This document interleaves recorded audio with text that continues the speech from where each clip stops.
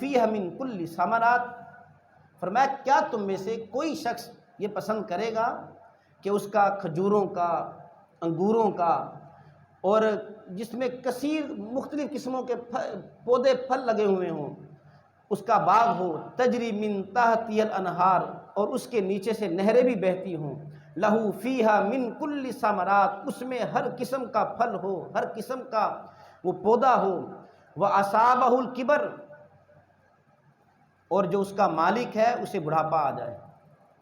وہ بوڑھا ہو جائے، وَلَهُ ذُرِّيَّةٌ ضُعَفَاءُ، اور اس کی اولاد بالکل چھوٹی ہے۔ اب باغ پکا ہوا تیار ہے اور اس میں ہر قسم کا پھل ہے، مکمل تیار باغ ہے، جو مالی ہے وہ بوڑھا ہو گیا، جو مالک ہے وہ بوڑھا ہو گیا، اولاد کمزور ہے، فرمایا کہ فَأَصَابَهَا إِعْصَارٌ فِيهِ نَارٌ فَاحْتَرَقَتْ، فرمایا کہ اچانک ایک آگ کا بگولا آتا ہے، آگ کا بگولا آتا ہے، اور وہ آگ کا بگولا اس کے سارے باغ کو جلا دیتا ہے، فَاحْتَرَقَتْ۔ تو فرمایا کیا تم میں سے کوئی بندہ پسند کرے گا اس کا اس طرح کا کوئی باغ ہو؟ کوئی بھی نہیں پسند کرے گا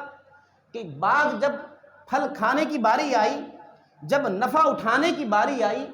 جب باغ پورے اپنے جوبن پر تھا، اچانک آگ کا بگولا آتا ہے، سارے باغ کو تباہ و برباد کر کے رکھ دیتا ہے۔ اب وہ خود اتنا بڑا ہو چکا، دوبارہ محنت نہیں کر سکتا، اولاد بالکل چھوٹی ہے، یہ نہیں کہ اولاد سہارا دے دے، خود بھی بوڑھا، اولاد بھی کمزور، جو کل کمائی تھی زندگی کی باغ وہ بھی سارا کچھ جل گیا، ختم ہو گیا۔ فرمایا تم میں سے کون ہے جو ایسا پسند کرے گا؟ تو کوئی بھی نہیں پسند کرے گا۔ یہ مثال دے کر ہمیں سمجھایا، فرمایا کہ ایک آدمی زندگی بھر وہ مال خرچ کرتا رہا،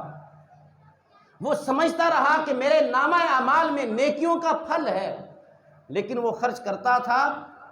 اس نیت سے کہ شہرت ہو، اس نیت سے لوگ اسے غنی کہیں، اس نیت سے لوگ اس کی تعریف کریں۔